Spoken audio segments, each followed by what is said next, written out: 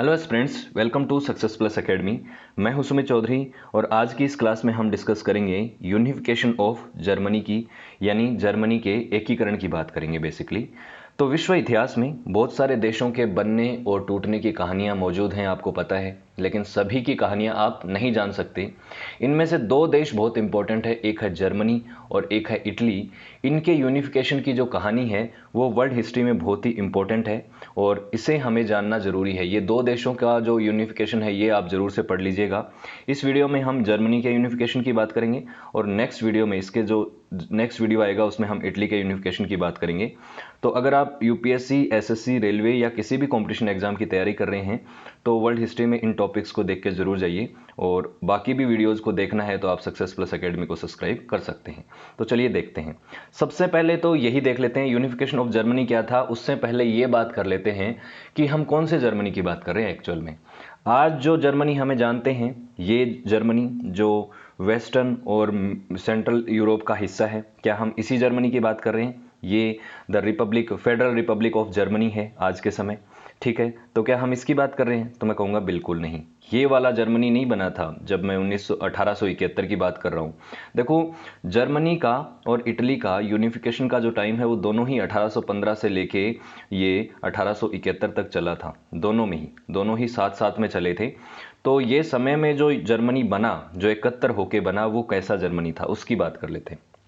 देखिए, जर्मनी बहुत बार टूटा और बहुत बार एक साथ आया, असेंबल हुआ, बहुत बार यूनिफाई हुआ, क्या क्या घटनाएं हुई। और जर्मनी का जो इतिहास है वो सबसे, आप देखेंगे, यूरोप में सबसे अलग और सबसे इंटरेस्टिंग है। क्यों? उसके पीछे बहुत बड़े बड़े कारण हैं। देखिए, अब इन सब मैप को आप देखोगे तो आपको पता चल जाएगा। ये तो आज का जर्मनी है जिसकी हम अभी, मैंने आपको पीछे मैप दिखाया, ये वो जर्मनी है। लेकिन 16 सेंचुरी से पहले ये जर्मनी जो हुआ करता था, ये हुआ करता था होली रोमन अंपायर का हिस्सा।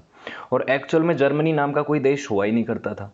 यहाँ पे हुआ करते थे जर्मन बोलने वाले कुछ स्टेट्स, कुछ नहीं, लगभग 300 के आसपास यहाँ पे स्टेट्स हुआ करते थे। और यही जर्मन स्टेट्स थे 16 सेंचुरी तक, जब होली रोमन अंपायर का हिस्सा हुआ करते थे।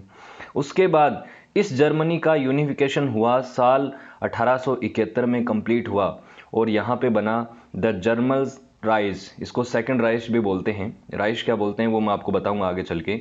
तो ये जो जर्मन स्टेट्स का यूनिफिकेशन हुआ ना, ओटोमन बिस्मार्क के अंडर लीडरशिप में, इसी को बोलते हैं जर्मनी का यूनिफिकेशन। तो जर्मनी देश नहीं बना था तब बना था जर्मन अंपायर।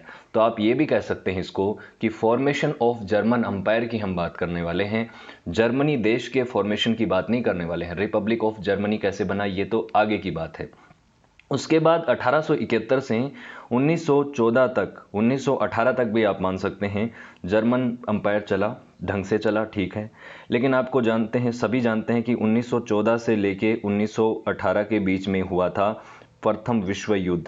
और प्रथम विश्व युद्ध में जर्मनी किस साइड से लड़ा था? सेंट्रल पावर्स की तरफ से लड़ा था। और दूसरी तरफ जो देश थे वो थे अलाइड पावर्स, जिसमें से आपको पता है कि फ्रांस था, उसमें ब्रिटेन था, उसमें रशिया था, ठीक है। इधर जर्मनी, ऑस्ट्रिया, हंगरी और ओटोमन अंपायर थे।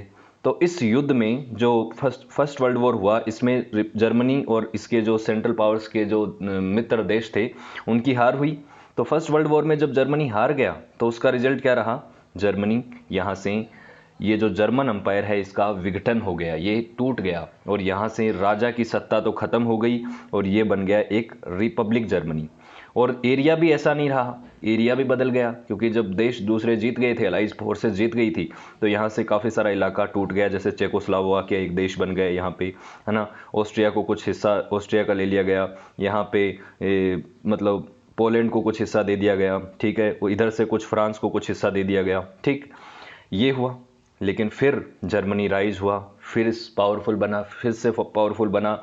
और फिर साल 1939 में जब दूसरा विश्व युद्ध होता है तो नाजी जर्मनी बन जाता है, आपको ध्यान होगा, हिटलर का जर्मनी। और उसके बाद सेकंड वर्ल्ड वॉर होता है। सेकंड वर्ल्ड वॉर के बाद फिर से जर्मनी हार जाता है, एक्सेस फोर्सेस की हार होती है, जर्मनी एक्सेस फोर्सेस की तरफ से लड़ता है, साथ में वही अलाइड फोर्सेस फिर से लड़ाई करती हैं। अलाइड फोर्सेस फिर से जीत जाती हैं और यहाँ से जर्मनी का फिर से पतन होता है, फिर से जर्मनी को तोड़ा जाता है। जर्मनी को सबसे पहले तो 4 भागों में तोड़ दिया जाता है। ये यूएसएसआर को मिल जाता है, ये ब्रिटेन को मिल जाता है, ये फ्रांस को मिल जाता है और ये यूएस की कॉलोनी बन जाता है। ठीक है, फिर जर्मनी में बर्लिन वॉल बन जाती है। बर्लिन जो राजधानी है इसके बीचों बीच एक दीवार बन जाती है, इसको बर्लिन वॉल बोलते हैं। इसका फॉल फिर 1990 में हुआ, जब यूएसएसआर का विघटन हो रहा था उस समय हुआ। 1991 में यूएसएसआर पूरी तरह से टूट गया था और उसके बाद जर्मनी फिर से यूनाइट होके ये जर्मनी बना जो आज का जर्मनी हम बात कर रहे हैं। लेकिन ये तो हुई बाद की बात। ये first world war, second world war हम पढ़ चुके हैं। फॉल ऑफ बर्लिन हम बाद में पढ़ेंगे कि बर्लिन वॉल कैसे टूटी, इसको हम बाद में पढ़ेंगे। लेकिन अब हमें ये पढ़ना है कि ये जो जर्मनी है, ये जो जर्मन स्टेट्स थे, 300 छोटे छोटे होली रोमन अंपायर के हिस्से थे, ये जुड़ के कैसे जर्मन अंपायर बना, ये कहानी आपको इस वीडियो में डिटेल में पढ़नी है। तो क्या है जर्मनी का यूनिफिकेशन, ये आप अब थोड़ा थोड़ा समझ गए होंगे कि जर्मनी या जो जर्मन स्टेट्स हैं ये 300 हुआ करते थे लगभग, अपनी संख्या में 300 से भी ज़्यादा। ये होली रोमन अंपायर का हिस्सा हुआ करते थे। होली रोमन अंपायर एक बहुत ही ग्रेट अंपायर हुआ करता था यूरोप के हिस्ट्री में, जो फर्स्ट सेंचुरी बीसी से लेके लगभग 16 सेंचुरी तक चला है, कैसे भी टूट मूट के 18 सेंचुरी तक चला है ये मान लीजिए। तो ये होली रोमन अंपायर जो है ना, इसका इतिहास हम सेपरेटली पढ़ेंगे। ठीक है, उसके बाद 843 के आसपास, 843 में एक ट्रीटी हुई थी, ट्रीटी ऑफ वर्डून। एक्चुअल में ये होली रोमन अंपायर था ना, ये भी 2 हिस्सों में बट गया था। एक वेस्टर्न होली रोमन अंपायर हुआ करता था, रोमन अंपायर, एक ईस्टर्न था। तो वेस्टर्न वाले का पतन पहले ही हो चुका था, 476 के आसपास इसका पूरी तरह से पतन हो चुका था। उसके बाद इसका बादशाह हुआ करता था, बेसिकली इसका एम्परर हुआ करता था, लेकिन उसके अधीन जो राज्य हुआ करते थे वो बहुत सारे टुकड़ों में बट गए और उन्होंने खुद को स्वतंत्र घोषित कर दिया था। ठीक है, उन्हीं में से हुआ करते थे ये जर्मनी स्टेट्स, जहाँ पे साल 843 में ट्रीटी ऑफ वर्दरून हुई, जिसमें कैलिलोंजियन अंपायर जो है वो 3 हिस्सों में बट गया। आगे मैं आपको मैप में दिखाऊंगा तो ज़्यादा ढंग से समझ में आएगा। इससे क्या होता है कि ये जो छोटे छोटे कंट्रीज हैं, जर्मन स्टेट्स हैं, ये बनने लग गए, इनका राइज होने लग गया। फिर धीरे धीरे ये जो प्रिंसली स्टेट्स हैं इनको ऑटोनॉमी मिलने लग गई, ऑटोनॉमी मिली। लेकिन यहाँ पे कोई जर्मन एम्परर नहीं हुआ करता था, जर्मनी नाम का कोई देश नहीं था यहाँ पे। ठीक है, जर्मनी तो बाद में बना, कैसे बना वो समझेंगे। उसके बाद ये सिनेरियो चेंज कब हुआ, जब नेपोलियन बोनापार्टे ने होली रोमन अंपायर को 1806 में हराया। कंप्लीटली यहाँ तो खत्म हो गया रोमन अंपायर। ठीक है, होली रोमन अंपायर अब खत्म हो गया, नेपोलियन ने इन पे अटैक कर दिया। फिर नेपोलियन धीरे धीरे करके बैकफुट पे आया। नेपोलियन बोनापार्टे की हार हुई 1815 में। ठीक है, यहाँ पे नेशनलिज्म का राइज हुआ, लोगों की डिमांड हुई कि हमें यूनाइट होके एक पावरफुल देश बन जाना चाहिए। और फिर कहानी आगे बढ़ती गई और धीरे धीरे ओटोमन बिस्मार्क के अंडर 1871 में ये जर्मनी यूनाइट हो गया। तो इन कहानी को ही हमें डिटेल में पढ़ना है कि कैसे क्या कुछ चीज़ें होती रही जिसकी वजह से जर्मनी जर्मन अंपायर बना। ये जो छोटे छोटे स्टेट्स हैं ये एक दूसरे के साथ जुड़ गए, इन चीज़ों को पढ़ना है। ठीक है, तो ये जर्मनी नहीं, हमें इस जर्मनी का नींव रखनी है, ये है यूनिफिकेशन ऑफ जर्मनी। ठीक है, अब चलते हैं एक एक चीज़ को समझते हुए। ये हुआ करता था उसमें रोमन अंपायर का हिस्सा। ठीक है, रोमन अंपायर में ये काफ़ी सारे देश हुआ करते थे, जिसमें आज का जर्मनी भी है, आज का ऑस्ट्रिया भी है, और आज के जो छोटे छोटे देश हैं और भी कुछ इसके अंदर हैं। तो ये ऑस्ट्रिया है जिसकी राजधानी आज आपको पता है वियना है। ये है होली रोमन अंपायर। ठीक है, ये बर्लिन सिटी है जो आज के समय राजधानी है जर्मनी की। ठीक है, ये प्रूशिया का हिस्सा हुआ करता था। तो ये कैरोलिजियन जो अंपायर है उसकी मैं बात कर रहा हूँ, ये कैरोलिजियन अंपायर हुआ करता था। एक्चुअल में यही है वो जो मैंने आपको बताया था ना, कैरोलिंजियन अंपायर। तो ये अंपायर 3 भागों में बटा था। सबसे पहले कैरोलिंजियन जो था ये भी सबसे पहले तो किसकी लीडरशिप में हुआ करता था, रोमन अंपायर के अंडर आया करता था। फिर रोमन अंपायर टूटा तो ऐसे छोटे छोटे राज्य बनने लग गए। ठीक है, अब देखिए क्या है, इस जो पूरा जो हम चीज़ें देखेंगे ये आगे का मैप है काफ़ी, लेकिन आप इसमें मैं आपको ये बताना चाह रहा हूँ कि इसमें पावरफुल जो नेशन हुआ करते थे, छोटे छोटे स्टेट्स हुआ करते थे, वो था प्रूशिया नॉर्थ में, और साउथ में हुआ करता था ऑस्ट्रिया। ये 2 जो स्टेट हैं ये काफ़ी पावरफुल हुआ करते थे। बाकी छोटे छोटे स्टेट थे जो कोई इसकी तरफ झुका हुआ था, कोई इनकी तरफ झुका हुआ था, ये चीज़ इनके पास थी। अब बात करते हैं नेपोलियन के जो वॉर थे जर्मन स्टेट्स के विरुद्ध, उसने इस जर्मनी में क्या परिवर्तन लेके आया। तो आप जानते हैं नेपोलियन कौन था? नेपोलियन बोनापार्टे को आप सभी जानते ही होंगे। थोड़ा बहुत नहीं जानते हैं तो आप एक काम कीजिएगा, फ्रेंच रिवॉल्यूशन के वीडियो जरूर देखिएगा। फ्रेंच रिवॉल्यूशन भी 19 सेंचुरी की बहुत ही इंपॉर्टेंट घटना है, 18 सेंचुरी की, जो कि 1789 से 99 के बीच में रही। इस फ्रेंच रिवॉल्यूशन के दौरान ही जो यूरोप की दूसरी ताकतें थी, उन्होंने फ्रांस के ऊपर अटैक करना शुरू कर दिया था इनके आंदोलन के विरुद्ध में जाके, कि फ्रांस के लोग अपने एम्परर के खिलाफ लड़ाई लड़ रहे थे। तो उस समय उस इंटरनल लड़ाई को डिस्टर्ब करने के लिए, रोकने के लिए कोलिशन वॉर लड़े गए, जिसमें एक तरफ था फ्रांस और दूसरी तरफ था बाकी बचे हुआ सारा यूरोप के देश, रेस्ट ऑफ यूरोप। इन सभी ने अटैक किया नेपोलियन पे। तो इसका नेपोलियन ने डट के सामना किया और बहुत सारे देशों को हराया। जो France versus rest of Europe है, इसमें ऑस्ट्रिया भी था, स्पेन भी था, यूके भी था, इन सभी को हराया। और इसीलिए आप जानते ही होंगे कि मॉडर्न टाइम्स का सबसे अच्छा मिलिट्री लीडर माना जाता है नेपोलियन बोनापार्टे को। इन्होंने बहुत सारी लड़ाइयाँ जीती और बहुत ही सक्सेसफुल कैंपेनर रही। ये कोलिशन वॉर एक नहीं हुआ, लगभग 6 कोलिशन वॉर हुए। और जब नेपोलियन ये वॉर लड़ रहे थे, नेपोलियन ने देखो शुरुआत में लड़ाइयाँ लड़ी, एक दो, पहली 2 कोलिशन वॉर तो इनकी क्रांति के साथ ही चली। लेकिन फिर 1803 में, 1799 में इन्होंने, जो नेपोलियन बोनापार्टे, इसने कहा कि ये क्रांति जो है, रिवॉल्यूशन है, ये ख़त्म हो चुका है। 1803 में आते आते नेपोलियन ने खुद को एम्परर घोषित कर दिया। और इसके बाद जो लड़ाइयाँ लड़ी एम्परर नेपोलियन बोनापार्टे ने, उसको कहा जाता है नेपोलियनिक वॉर, यानी नेपोलियन के द्वारा लड़े गए युद्ध। इन नेपोलियनिक वॉर में काफ़ी सारे जर्मन स्टेट्स के ऊपर भी नेपोलियन ने कंट्रोल कर लिया और नेपोलियन ने इधर कंटिन्यूसली अटैक किया। ये फ्रांस उस समय का था। उस समय यहाँ से फ्रांस ने किन किन स्टेट्स पे अटैक किया, देखो स्पेन को कंट्रोल में ले लिया, ये वो एरिया है जो नेपोलियन ने अपने कंट्रोल में लिया। ये कॉन्फेडरेशन ऑफ राइन है, जो कि जर्मनी इसके स्टेट्स है उनका हिस्सा हुआ करता था। राइन रिवर यहाँ से बहती है, तो राइन के आसपास का इलाका, जिसको राइनलैंड भी कहते हैं, हमने फर्स्ट वर्ल्ड वॉर में और सेकेंड वर्ल्ड वॉर में राइनलैंड वाला जो इलाका है, इसके ऊपर काफ़ी कॉन्फ्लिक्ट देखे। ये एक बहुत ही स्ट्रेटेजिकल लोकेशन है जर्मनी और फ्रांस के लिए, ठीक है।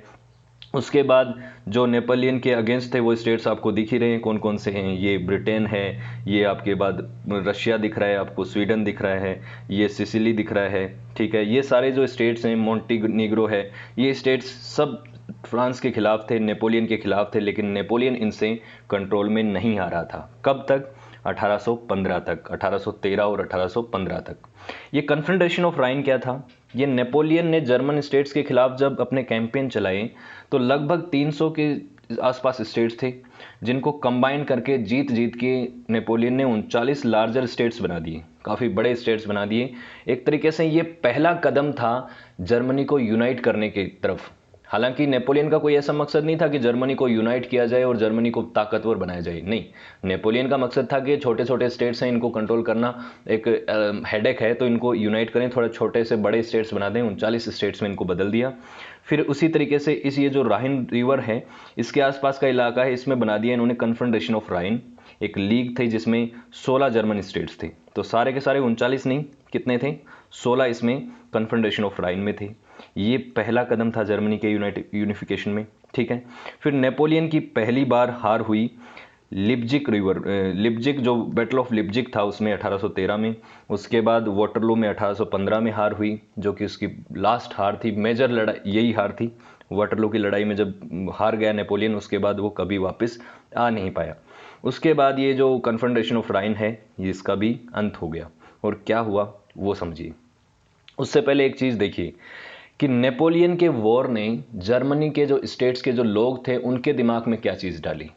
उन्होंने एक चीज़ फील करी कि जर्मनी के जो छोटे छोटे स्टेट्स हैं ये इतने ताकतवर नहीं हैं कि एक बड़े वॉरफेयर को झेल सके। जैसे नेपोलियन जैसा कोई योद्धा अगर अटैक करता है, कोई इतना सुपीरियर आर्मी इनके ऊपर अटैक करती है, तो ये उसका सामना नहीं कर सकते। ये सामना तभी कर पाएंगे जब ये एक दूसरे का साथ देंगे, ये यूनाइट हो जाएंगे। तो अगर ये एक दूसरे का साथ देंगे तो कॉमन डिफेंस कर सकते हैं। इनका एनिमी जो है वो कॉमन है, तो इनको सामने एक चैलेंज था कि किस तरीके से यूनाइट हों, एक दूसरे का सहारा बने। जब भी हम पे इतना बड़ा अटैक हो तो हम उसको कैसे रोक सकते हैं। तो इन्होंने जब नेपोलियन को हराया, जब 1815 में नेपोलियन हारा, तो उसमें भी सभी जर्मन स्टेट्स एक साथ हो गए थे। तो इससे उनके बीच में क्या दिमाग में आया, the sense of A common German identity, कि हम सब जर्मन हैं, जर्मन भाषा बोलने वाले लोग हैं, हम एक जैसे हैं, हमारी एथनिसिटी एक जैसी है, हमारा रिलीजन भी कुछ मायनों में एक जैसा है, तो हमें क्या होना चाहिए, साथ हो जाना चाहिए, हमें साथ हो जाना चाहिए। और ये बात जो है कॉमन जर्मन आइडेंटिटी की, यहाँ से नेपोलियन के वॉर से ही इनके दिमाग में आई। इससे पहले ये कभी भी एक साथ होने की बात नहीं करते थे। पहले तो जब कोई छेड़ता नहीं था बाहर से, तो सब अपने अपने अधिकारों के लिए, अपने सेपरेट अधिकारों के लिए लड़ ही रहे थे, सबके अपने अपने हित होते हैं। लेकिन जब एक बाहर से कोई बड़ी ताकत इनको मारने के लिए आती है, तो ये यूनाइट होने की बात करना शुरू करते हैं। तो नेपोलियन ने मेनली क्या कर दिया, जर्मन्स को इकट्ठा होने के लिए मजबूर कर दिया, उनके बीच में ये आग जलाई, साथ ही साथ 300 स्टेट्स को 39 स्टेट्स में इकट्ठा कर दिया।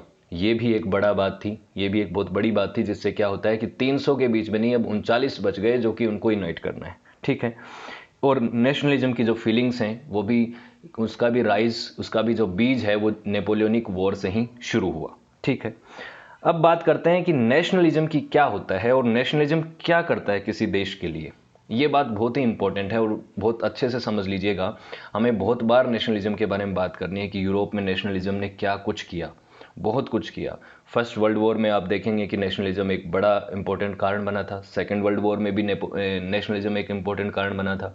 तो कई बार नेशनलिज्म जो है वो पॉजिटिव इम्पैक्ट दिखाता है किसी घटना पे, कई बार ये नेगेटिव इम्पैक्ट भी दिखाता है। कई बार नेशनलिज्म की वजह से देश बनते भी हैं, कई बार नेशनलिज्म की वजह से देश टूटते भी हैं। कैसे? नेशनलिज्म मतलब राष्ट्रवाद। राष्ट्रवाद क्या है? तो अभी हम बात करेंगे नेशनलिज्म के इस पहलू पे कि इससे कोई देश यूनाइट कैसे होता है और इससे कोई देश टूटता कैसे है, कैसे होता है, ये कॉन्फ्लिक्ट कैसे होते हैं। मान लीजिए बहुत सारे छोटे छोटे देश एक दूसरे के पड़ोसी देश हैं, उनके बीच में कॉमन कल्चर है, या फिर कॉमन लैंग्वेज है, या फिर कॉमन रिलीजन है, या कॉमन एथनिसिटी है। रिलीजन आप जानते हैं धर्म है, एथनिसिटी मतलब उनका कल्चरली और उनका मतलब जो काफ़ी सारी चीज़ें हैं ना, जीनोम बेसिकली उनका एक जैसा है। जैसे आर्यन रेस है, वो एक रेस है, रेशियल वे में वो एक दूसरे के एक जैसे हैं। जैसे जर्मनी की बात करें तो आर्यन रेस भी वहाँ पे भी है, तो एथनिसिटी उनकी सेम है मान लीजिए। या फिर कॉमन एनिमी है, ये भी एक पहलू होता है भाई कई बार कि कॉमन एनिमी भी होता है। क्या होता है इनकी सब की वजह से, वो समझिएगा। अगर लोग एक जैसे हैं, एक दूसरे के जैसे हैं, मतलब सिमिलर हैं, लेकिन उनके देश अलग अलग हैं, छोटे छोटे देश बने हुए हैं एक दूसरे के पड़ोसी देश, लेकिन ये एक दूसरे के जैसे ही दिखते हैं, चाहे भाषा के आधार पे देख लीजिए, चाहे रिलीजन के आधार पे, तो इनमें फीलिंग क्या आएगी कि चलो हम एक जैसे ही हैं, तो हम एक कंबाइंड देश बना लेते हैं, एक यूनाइटेड कंट्री बना लेते हैं, जिससे हम पावरफुल भी हो जाएंगे और बहुत सारे फ़ायदे होंगे। ट्रेड करने में भी दिक्कत नहीं आएगी, और हमें आर्मी भी एक ही बनानी पड़ेगी, एक पावरफुल आर्मी हो जाएगी, और एज ए हम एक बड़ी पावर की तरह उभर सकते हैं। तो ये नेशनलिज्म ने क्या किया, इनको यूनाइट किया, छोटे छोटे देशों को मिला के यूनाइट किया, ठीक है। ये मैं कॉमन एनिमी वाली बात कर रहा था। जैसे आप इंडिया और पाकिस्तान का मुद्दा देख लीजिए, या इंडिया चाइना के हिसाब से देख लीजिए। कई बार क्या होता है, हमारे काफ़ी सारे मतभेद हैं, हमारा देश कल्चरली बहुत ही डाइवर्स है, बहुत सारे रिलीजन यहाँ पे फॉलो किए जाते हैं, बहुत सारी भाषाएं यहाँ पे बोली जाती हैं। लेकिन जब भी बात आती है कि पाकिस्तान ने हमारे साथ कोई कॉन्फ्लिक्ट क्रिएट कर दिया या चाइना ने कर दिया, तो हमारे देश के लोग सब एक साथ हो जाते हैं, एकजुट हो जाते हैं कि हम सब एक हैं, हम सब इंडियन हैं। ये क्या है? ये नेशनलिज्म की भावना है। एक कॉमन एनिमी के खिलाफ हम क्या हुए हैं, यूनाइट हुए हैं, है ना। क्योंकि हम रिलीजन हमारा कॉमन नहीं है, लैंग्वेज हमारी कॉमन नहीं है, कल्चर हमारा कॉमन नहीं है, एथनिसिटी भी कॉमन नहीं है। आप साउथ इंडिया और नॉर्थ इंडिया में देखेंगे कुछ कुछ आपको यहाँ पे चेंज मिलेंगे, है ना। तो हम उससे इकट्ठा हुए। हालांकि ऐसा नहीं कि हमारे देश के बनने के पीछे कोई कॉमन एनिमी का फैक्टर बना था, ऐसा नहीं है, लेकिन ये बनता है कई बार। मैं आपको एक एग्जाम्पल के तौर पर बता रहा हूँ। नेशनलिज्म किसी देश को तोड़ता कैसे है। मान लो एक बहुत बड़ा देश है ना। बाल्कनाइजेशन जैसे हुआ, बाल्कन स्टेट्स जो हैं उनकी जब हम कहानी पढ़ेंगे तो ये वाला पॉइंट हम बहुत इंपॉर्टेंट ध्यान से देखेंगे कि मान लो एक बहुत बड़ा देश है जैसे इंडिया है, वहाँ पे बहुत सारे कल्चर हैं, बहुत सारी भाषाएं बोली जाती हैं, बहुत सारे रिलीजन फॉलो करे जाते हैं, बहुत सारी एथनिसिटी के लोग रहते हैं। तो फीलिंग क्या आती है लोगों को कि माना कि हम बहुत बड़ा कंट्री हैं, बहुत बड़े कंट्री हैं, लेकिन हम सच में एक जैसे हैं क्या? नहीं, नॉट फीलिंग रियली टुगेदर। ऐसी फीलिंग आती है कि हम साथ होकर भी साथ नहीं हैं, साथ होकर भी एक जैसे नहीं हैं। तो वहाँ पे जो भावना है वो ऐसी आती है कि चलो अपनी अपनी आइडेंटिटी के लिए लड़ते हैं। जैसे आप देखेंगे इंडिया में खालिस्तान मूवमेंट जो हुआ था, तो खालिस्तान मूवमेंट में जो सिख कम्युनिटी के कुछ वर्ग था, सब नहीं कुछ वर्ग था, वो क्या चाहता था कि हम एक सेपरेट देश बनाएंगे, ठीक है, ताकि हमारे बीच में कॉन्फ्रंटेशन ना हो किसी तरीके की, हमारे बीच में कोई एक तरीके से देश को चलाने में या फिर चीज़ों को समझने में कोई कन्फ्रंटेशन ना हो, तो हम नई बाउंड्रीज क्रिएट कर लेते हैं, इस देश को बांट लेते हैं, कुछ हिस्सा आपका रह जाएगा, कुछ हिस्सा हमारा रह जाएगा। और इंडिया पाकिस्तान का जो पार्टीशन हुआ वो भी रिलीजन के बेस पे हुआ, आप जानते ही हैं। भारत में काफ़ी सारे स्टेट्स का फॉर्मेशन भी लैंग्वेज के हिसाब से हुआ है, वो भी आप समझ सकते हैं। तो ये जो नेशनलिज्म है ये कई बार तोड़ता भी है, ये राष्ट्रवाद, ये क्या है, डिफरेंट जो पर्सपेक्टिव होने की वजह से, अलग अलग डिफरेंस वो होने की, डाइवर्सिटी होने की वजह से टूटता भी है। तो ये नेशनलिज्म जो है, अगर हम बात करें जर्मनी की, तो कौन सा नेशनलिज्म था, ये वाला, कि छोटे छोटे स्टेट्स थे जिनमें कॉमन कल्चर था, कॉमन लैंग्वेज थी, कॉमन एथनिसिटी थी, तो इसकी वजह से ये लोग एक दूसरे के साथ आ पाए और यूनाइट कर पाए। नीचे वाला हिस्सा नहीं था, ये बाल्कन कंट्रीज में हम समझेंगे तब हमें काम आएगा, ठीक है। अब बात करते हैं नेशनलिज्म इन जर्मनी। ये जो 300 स्टेट्स थे छोटे छोटे, इनका कॉमन लैंग्वेज थी, मैं आपको अब बता देता हूँ, कल्चर भी कॉमन था, रिलीजन भी समहाउ कॉमन था, पूरी तरह से तो नहीं। रिलीजन इनका मेजरली था, क्या था, क्रिश्चियनिटी। लेकिन क्रिश्चियनिटी में भी आपको पता है कि सेक्शन बन चुके हैं। पहले तो क्रिश्चियनिटी एक ही हुआ करता था, बाद में क्रिश्चियनिटी भी बट गया काफ़ी सारों में। जैसे प्रोटेस्टेंट जो रिफॉर्मेशन हुआ था, उसमें मार्टिन लूथर किंग ने कैथोलिक चर्च को चैलेंज करके एक नया तरीके का रिलीजन लेके आए थे, जो कि ये क्रिश्चियनिटी में ही है। लेकिन ये लोग जो हैं, ये लिबरल्स हैं, ये प्रोग्रेसिव सोच के हैं, ये कैथोलिक चर्च वाले ऑर्थोडॉक्स हैं, ये कंजर्वेटिव्स भी हैं, और इनकी जो धारणाएं हैं, ट्रेडिशन है, इसमें काफ़ी फॉलो करते हैं। प्रोटेस्टेंट में सिर्फ जीसस क्राइस्ट को मानते हैं, कैथोलिक चर्च में पोप की भी बड़ी सुप्रीमेसी रहती है, ठीक है। तो अगर इन चीज़ों को आप पढ़ना चाहते हैं कि कैथोलिक रिलीजन और प्रोटेस्टेंट रिलीजन क्या है, ये रिलीजन रिफॉर्म्स कैसे हुए, तो मैंने क्रिश्चियनिटी के ऊपर पूरा डिटेल वीडियो बना रखा है, आप उसको जाके देख सकते हैं, मैं आपको डिस्क्रिप्शन में लिंक प्रोवाइड कर दूंगा, ठीक है। बेसिकली ये है कि नॉर्दर्न स्टेट जो हुआ करते थे ना उस समय जर्मन स्टेट्स में, वो जैसे प्रूशिया, नॉर्दर्न स्टेट्स का लीडर था प्रूशिया, ये प्रोटेस्टेंट रिलीजन को फॉलो करते थे, और साउदर्न स्टेट के जो राज्य थे वो कैथोलिक चर्च को फॉलो करते थे। दोनों में काफ़ी डिफरेंस था। ये आपको देखने को लग रहा है कि चलो कोई नहीं, हैं तो एक ही, दोनों हैं तो क्रिश्चियनिटी को फॉलो करने वाले, ईसाई धर्म को ही मानने, नहीं नहीं, ऐसा नहीं है। प्रोटेस्टेंट और कैथोलिक में अंतर बहुत ज़्यादा है। जैसे शिया और सुन्नी मुस्लिम्स में काफ़ी मतभेद हैं, उसी तरीके से इनके बीच में भी काफ़ी मतभेद हैं, और इनके बीच में काफ़ी लंबी लड़ाइयाँ चली हैं, वॉर चली हैं अपनी आइडेंटिटी के लिए, ठीक है। तो ये एक बड़ा डिफरेंस था, ये इनके बीच में आड़े भी आया जब जर्मनी का यूनिफिकेशन हो रहा था, तो इसकी वजह से कुछ दिक्कतें भी आई। साथ ही साथ कुछ ऑथर्स थे, कुछ पोइट्स थे, पॉलिटिकल थिंकर्स थे, जिन्होंने आइडिया ऑफ जर्मनी को प्रोपोगेट किया। उन्होंने इस नेशनलिज्म की जो भावना है लोगों के बीच में पनप रही थी कि हमें एक जर्मन आइडेंटिटी के लिए लड़ना है, एक स्टेट बनाना है जर्मनी, तो उसको इन्होंने और मोटिवेट किया और लोगों के बीच में पहुंचाया। जैसे कि एक व्यक्ति थे जिनका नाम है फिचे, जॉन गैलोबी फिचे। देखिए, मैं नाम अगर सही नहीं ले पाऊँ जर्मन लोगों का या जर्मन किसी शब्द का, तो वो मैं सॉरी, मैं आपसे पहले से ही माफ़ी मांगता हूँ, क्योंकि मुझे जर्मन भाषा बिल्कुल भी नहीं आती। ये थे, इन्होंने एक बात कही थी, इन्होंने क्या कहा, ये एक फिलोसोफर थे उस समय के, जर्मनी के ही थे। इन्होंने कहा, the first original and truly boundary of states are beyond doubt their internal boundary. तो मतलब इन्होंने कहा कि ये जो ओरिजिनल ट्रू बाउंड्री है ना हमारे देश की, वो ये नहीं है जो बनी हुई है कि प्रूशिया अलग है, छोटे छोटे देश अलग हैं, बोल्विया अलग है, ये अलग है, ये अलग है, ये नहीं है। एक्चुअल में ये बाउंड्री है ही नहीं, इनसे तो बहुत बाहर है, इनसे तो बहुत अलग है। एज ए जर्मन जो फीलिंग है इनकी कि हम जर्मनी में, ये बाउंड्रियाँ नहीं हैं अंदर वाली, एक्चुअल में ये बाउंड्री है, बाहर वाली बाउंड्री है। We historically, culturally, linguistically inseparable, we must unite. हम इनसेपरेबल हैं, हम साथ हैं, हम पहले भी साथ थे, हम रोमन एम्पायर का हिस्सा थे तभी भी साथ थे जैसे कि, तो अब हमें फिर से यूनाइट होने का समय आ गया है, ठीक है। तो ऐसी ऐसी बातें कही गई जिससे लोगों के बीच में और मोटिवेशन फैला कि हमें यूनाइट होना ही चाहिए। और फिर उसके बाद क्या होता है, कांग्रेस ऑफ वियना, ये एक बहुत ही इंपॉर्टेंट कांग्रेस थी। कांग्रेस का मतलब जब लोग किसी भी चीज़ के लिए मिल के बैठते हैं, मतलब बैठक होती है ना, संगोष्ठी होती है कांग्रेस का मतलब, कांग्रेस पार्टी नहीं, ठीक है। तो जैसे यूएसए में तो कांग्रेस है एक संसद, और ये कांग्रेस का मतलब होता है वैसे मीटिंग, मिलना। तो कांग्रेस ऑफ वियना जो है ये 1815 में हुई। वियना कहाँ है? आज के समय ऑस्ट्रिया में है, वहीं पे हुई।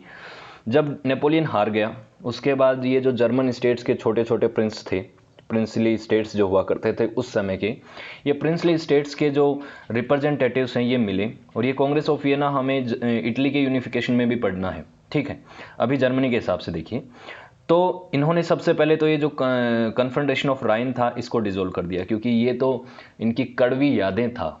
कड़वी यादें क्यों था? क्योंकि इनको हरा हरा के ज़बरदस्ती कन्फ्रंटेशन ऑफ राइन बनाया था नेपोलियन बोनापार्टे ने, तो इसको ये नहीं रखना चाहते थे। लेकिन ये नया एक जर्मन कन्फ्रंटेशन बनाना चाहते थे और इन्होंने एक नया जर्मन कन्फ्रंटेशन बनाया भी, और जिसको कहा गया बुंड, ठीक है। तो इसमें तो सिर्फ 16 मेंबर थे ना कन्फ्रंटेशन ऑफ राइन में, लेकिन बुंड के अंदर पूरे 39 मेंबर थे। सभी 39 राज्यों ने इसको ज्वाइन किया था बुंड को, जिसको कन्फ्रंटेशन ऑफ जर्मन कन्फ्रंटेशन भी कहते हैं। ध्यान रखिएगा, ये इंपॉर्टेंट है। फिर इनका प्रपोजल क्या था कि हमें जर्मनी को यूनाइट कैसे करना है? इन्होंने कहा कि हम एक पार्लियामेंट बनाते हैं जिसका नाम होगा डाइट। ये बनेगी मोनार्की रिपब्लिक। मोनार्की रिपब्लिक मतलब राजा भी रहेगा, रिपब्लिक यानी कि जनता अपने रिप्रेजेंटेटिव्स को चुनेगी भी, एक संविधान भी लिखा जाएगा। लेकिन यहाँ पे मोनार्की में राजा किसका रहेगा? ऑस्ट्रिया का, मतलब under the dominance of Austria. इन्होंने ये कहा कि पार्लियामेंट बनाएंगे, लेकिन जो राजा होगा वो तो होगा ऑस्ट्रिया का, और नीचे जो चुने हुए लोग होंगे वो कौन होंगे? रिप्रेजेंटेटिव्स सब राज्यों से चुन चुन के आएंगे और वो बैठेंगे इस पार्लियामेंट में जिसका नाम होगा डाइट।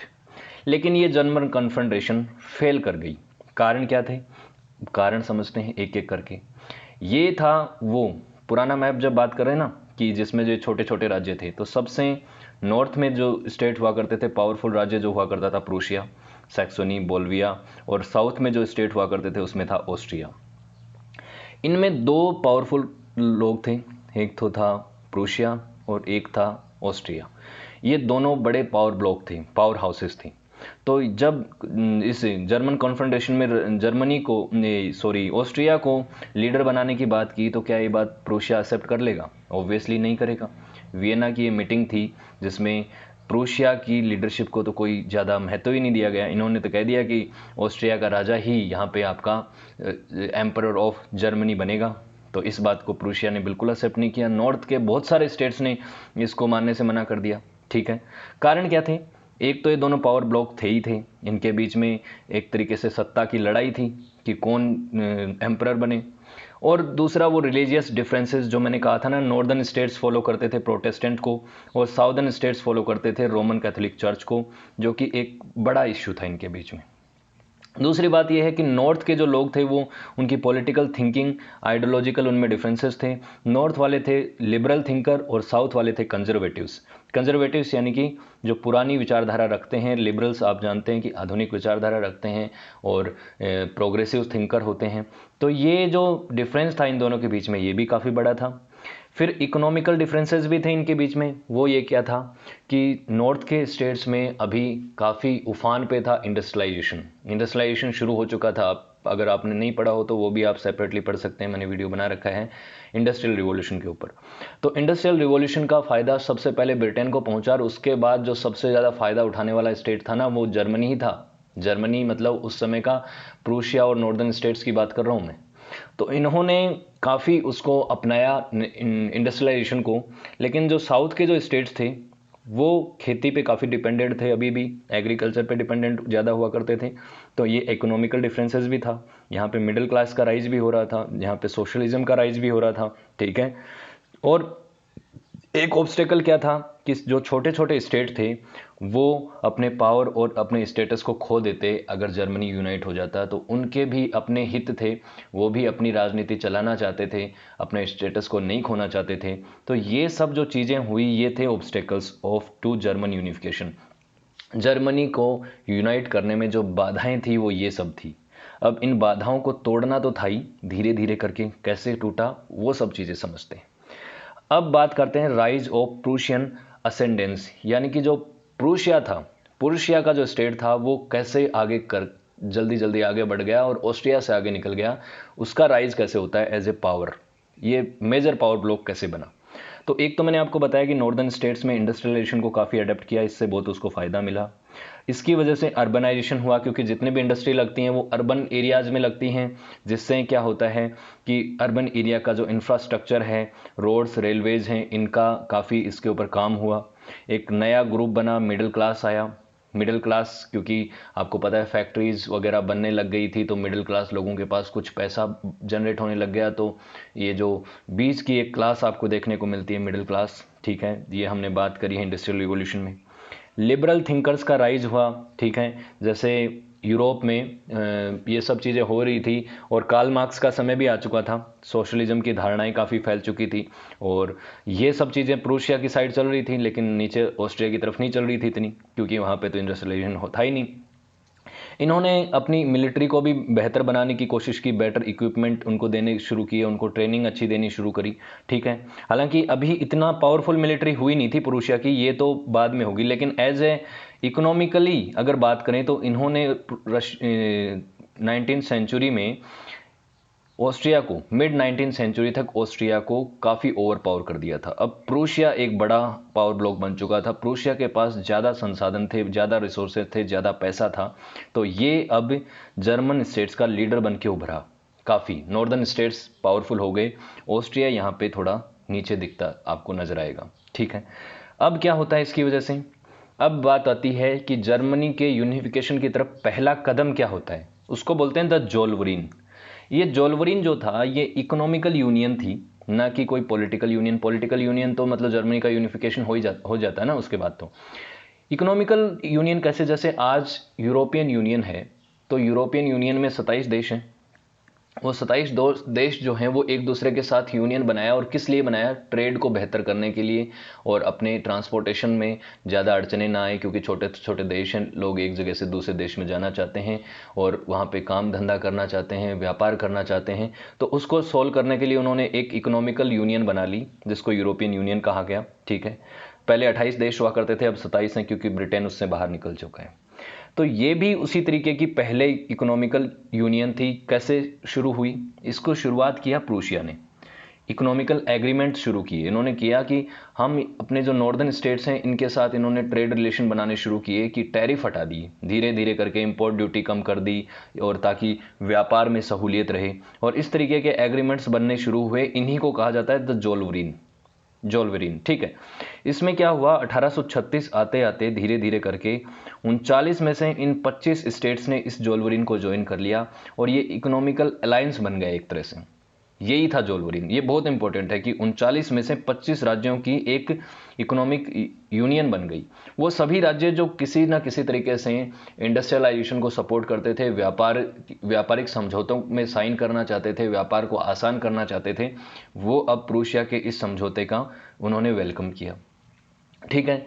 ये जो चीज़ हुई, ये जो जोल्वरीन हुआ, उसकी वजह से लोगों को एक चीज़ बेनिफिट दिखने लग गया, क्योंकि उनको इकोनॉमिकली फ़ायदा हो रहा था, वो एक दूसरे के साथ देके, समर्थन में देके खुश फील कर रहे थे, क्योंकि उनको सब तरीके से फ़ायदा था, कि वो बटे हुए फील ना कर रहे थे, वो एकजुट दिख रहे थे, ठीक है। माना कि राजा हर एक छोटे छोटे राज्यों में अलग अलग राजा हुआ करता था, लेकिन फिर भी उनके साथ उनके जो रिलेशन थे वो बेहतर हो रहे थे, जिससे क्या है कि इनको दिख रहा था, ये जो इंडिकेशन दिख रहा था कि हम यूनाइट हों तो क्या क्या कर सकते हैं, ठीक है। तो नेशनलिज्म और फैला। तो एक हिस्टोरियन है विलियम कार, इन्होंने कहा है कि जोल्वरीन जो था ना, ये माइटी लीवर साबित हुआ जर्मन के यूनिफिकेशन के लिए। ये पहला एक बड़ा मेजर कदम यही था। वो 1815 की कांग्रेस ऑफ वियना जो है वो इतना इंपॉर्टेंट नहीं था जितना कि ये है, ये जोल्वरीन है, और सही भी बात है। अब देखेंगे कैसे। ये देखिए 1828 से लेके 1854 के बीच में जो जोल्वरीन हुए, इसमें प्रूशिया सबसे पहला स्टेट था।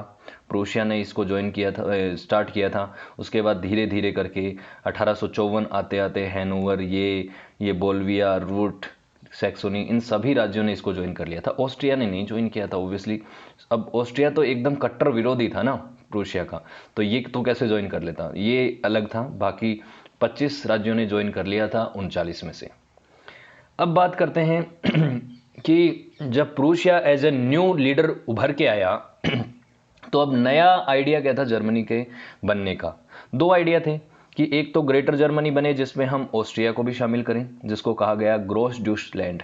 ग्रोस ड्यूसलैंड का मतलब था कि जर्मनी इंक्लूडिंग ऑस्ट्रियन एम्पायर, कि हम ऐसा जर्मनी बनाएंगे जिसमें ऑस्ट्रिया भी शामिल होगा। एक लिटिल जर्मनी का आइडिया और था, वो ये था क्लीन डोचलैंड। क्लीन डोचलैंड का मतलब था कि जर्मनी विदाउट ऑस्ट्रियन एम्पायर, कि जर्मनी बनाएंगे लेकिन ऑस्ट्रिया के साथ हमारे मतभेद हैं तो जो ऑस्ट्रिया को हम साइड कर देते हैं, बाकी सब तो जुड़ जाते हैं ना। तो अंत में यही आइडिया जीता और लिटिल जर्मनी ही बना। पूरा ऑस्ट्रिया तो इनके अंडर नहीं है। आप आज भी आप जानते हैं कि ऑस्ट्रिया एक अलग देश है ना। तो लेकिन दोनों ही केस में लीडर कौन रहेगा, मोनार्क किसका रहेगा, वो रहेगा under the dominance of Prussia. देखो, पहली कांग्रेस ऑफ वियना में जब डाइट ने क्या डिसीजन लिया था कि भाई लीडरशिप किसकी रहेगी, ऑस्ट्रिया की। अब ये चीज़ें बदल चुकी थी, अब प्रूशिया एज ए लीडर उभर के आया था और अब इन्होंने बात करी कि जब भी जर्मनी बनेगा तो प्रूशिया की लीडरशिप में बनेगा। ये आइडिया अब एक तरीके से लोगों के दिमाग में चलने लग गया था। ठीक है, अब देखते हैं कि क्या होता है क्या क्या घटनाक्रम आगे होते हैं। सोशल मूवमेंट ऑफ 1848 के जो सोशल मूवमेंट है वो ना सिर्फ जर्मनी में बल्कि पूरे यूरोप में मूवमेंट हो रहे थे। और कैसे मूवमेंट थे ये वो मूवमेंट थे जो लेबर क्लास के जो मूवमेंट हुआ करते थे ना, जो सोशलिज्म के लिबरलिज्म के जो आंदोलन थे, जिसमें कार्ल मार्क्स की धारणाओं के लेकर और जो प्रोलेटारिएट्स की जो अधिकार हैं उनके लिए चल रहे थे ना, वो अधिकारों के लिए लड़ाई थी कि जो लेबर क्लास है, मिडिल क्लास है, वो अपनी आइडेंटिटी के लिए और अपने एक्सप्लॉयटेशन के खिलाफ लड़ रही थी। ठीक है, ये चीज़ें हो रही थी जिसमें हुआ हाइडेनबर्ग कन्वेंशन। ठीक है, 1848 में। इसमें क्या कहा कि लिबरल्स और जो इंटेलेक्चुअल्स थे जर्मनी के, अब हम बात जर्मनी की कर रहे हैं, इंग्लैंड में क्या हो रहा था, इटली में क्या हो रहा था, वो हम अलग से पढ़ेंगे, तब बात करेंगे। इन सोशल मूवमेंट्स को सेपरेटली भी पढ़ लेंगे। तो जर्मनी के लोगों ने, इन इंटेलेक्चुअल्स ने डिसाइड किया कि हमें चाहिए अब एक कॉन्स्टिट्यूशन। हम इनसे, ये जो राजा महाराजा हैं, इनके अलग अलग रूल और अलग अलग पॉलिसी जो कि एफिशिएंट भी नहीं है, उनसे हम तंग आ चुके हैं। हमें एक कॉन्स्टिट्यूशनल बॉडी चाहिए जो हमारा रिप्रेजेंटेशन करे। ठीक है, हमारी खुद की चुनी हुई सरकार हो, रिपब्लिकन होने की ये डिमांड कर रहे थे, मोनार्की रिपब्लिक होने की बात कर रहे थे। तो इन्होंने एक पार्लियामेंट बुलाई, फ्रैंकफर्ट पार्लियामेंट जिसको बोलते हैं, ये सेकंड फ्रैंकफर्ट पार्लियामेंट थी। इसमें क्या बात हुई कि ये जो सारे रिप्रेजेंटेटिव मिले, इन्होंने कहा कि जर्मनी को हम यूनाइट करेंगे। किसकी लीडरशिप में, प्रूशिया की लीडरशिप में। फ्रैंकफर्ट शहर भी प्रूशिया के अंदर ही था।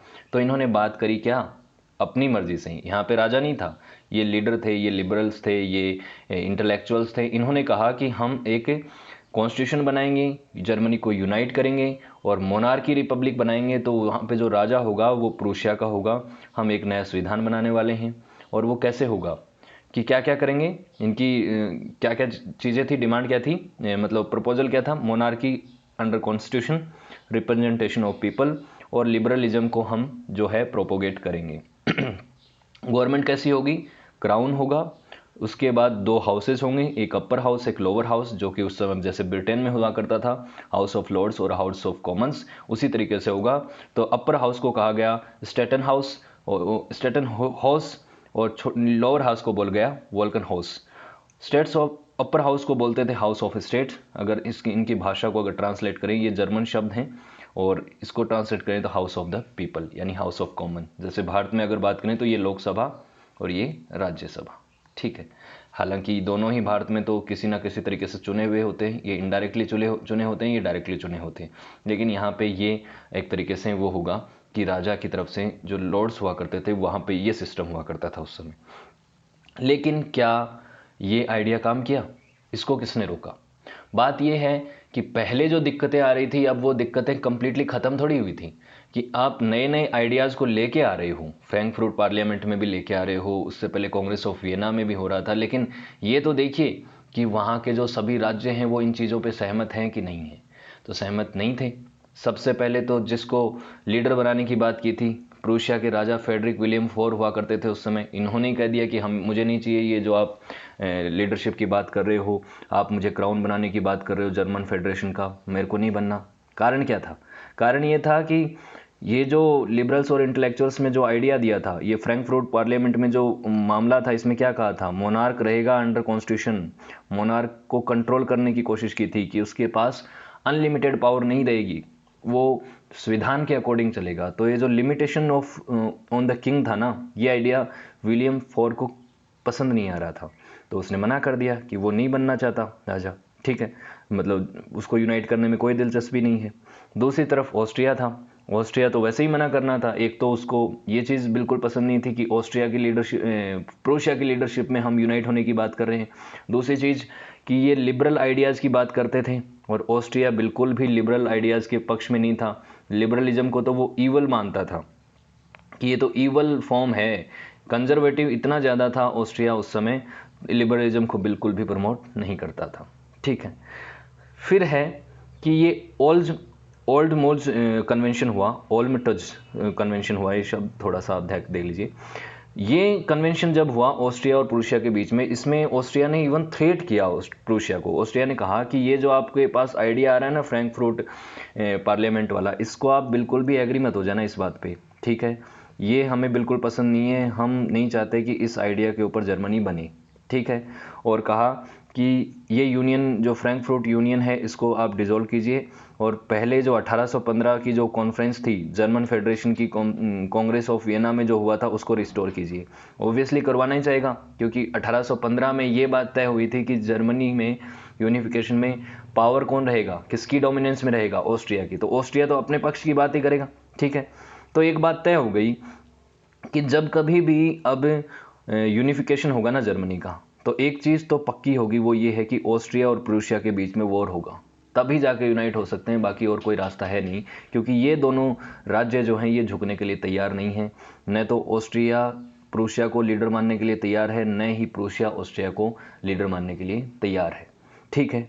अब क्या होता है, अब आती है मेन घटनाक्रम, अब शुरू होंगे, और वो क्या है, William first and Bismarck. William first कौन थे, फेडरिक विलियम फोर के भाई थे। फेडरिक विलियम फोर की डेथ हो गई थी 1861 में। इसके बाद प्रूशिया के राजा बनते हैं विलियम फर्स्ट।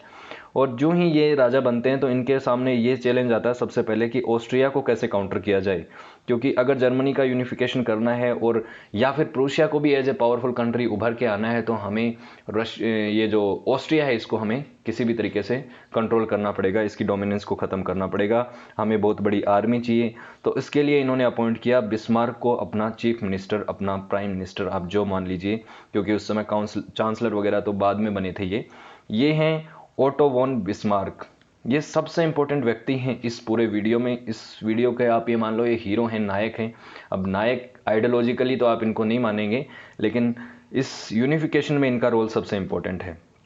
जर्मनी के यूनिफिकेशन में इनका रोल ऐसा ही है जैसा भारत के यूनिफिकेशन में पटेल साहब का योगदान है। सरदार वल्लभ भाई पटेल ने उनका यूनिफिकेशन किया, तो भारत का आयरन मैन कहा जाता है सरदार वल्लभ भाई पटेल को। उसी तरीके से जर्मनी का आयरन मैन कहा जाता है ओटो वॉन बिस्मार्क को। इनका जन्म प्रूशिया में हुआ था, बर्लिन में, 1815 में। इनके पिता जो थे वो एक रॉयल शाही वो थे, लैंडलॉर्ड थे, एक बड़े नोबल थे। फिर बाद में ये जब बड़े हुए तो सबसे पहले तो ये एम्बेसडर की तरह काम कर रहे थे। फ्रांस और रशिया में ये एम्बेसडर रहे। फॉरेन अफेयर्स में इनका काफ़ी रुचि थी और काफ़ी इन्होंने फॉरेन रिलेशंस को ठीक भी किया। जर्मन स्टेट्स प्रूशिया के रिलेशन जो है रशिया और फ्रांस के साथ 1862 तक। लेकिन जो ही विलियम फर्स्ट राजा बनते हैं 1861 में, उसके बाद इनको चीफ मिनिस्टर अपॉइंट किया जाता है प्रूशिया का। अब बात करते हैं बिस्मार्क की पॉलिटिकल फिलोसॉफी की, जो कि बहुत इंपॉर्टेंट है। बिस्मार्क जो हैं ये मैकियावेली के फॉलोवर थे। मैकियावेली यानी निकोला मैकियावेली की बात कर रहा हूँ। ये एक इटालियन पॉलिटिकल थिंकर थे और इनकी जो पॉलिटिकल विचारधारा थी वो बहुत ही अलग थी, बहुत अलग थी। ये शुरुआत थी, इनको कहा जाता है father of modern political philosophy. आधुनिक राजनीति जो है ना, उसके पिता कहा जाता है इनको। ऐसे तो पॉलिटिकल साइंस के पिता किसको कहा जाता है, एरिस्टोटल को कहा जाता है, जो कि एक इंपॉर्टेंट वेस्टर्न पॉलिटिकल थिंकर थे, फिलोसोफर थे। लेकिन इनके आइडिया कुछ डिफरेंट थे। इनका मानना ये था, इन्होंने पॉलिटिकल प्रैग्मेटिज्म की बात करी, यानी कि राजनीति किस तरीके से, प्रैक्टिकल फॉर्म क्या है उसकी। इन्होंने कहा कि राजनीति में किसी तरीके का कोई प्रिंसिपल नहीं होता, न कोई मॉरल वैल्यू होती है, न कोई आइडियलिज्म होता है।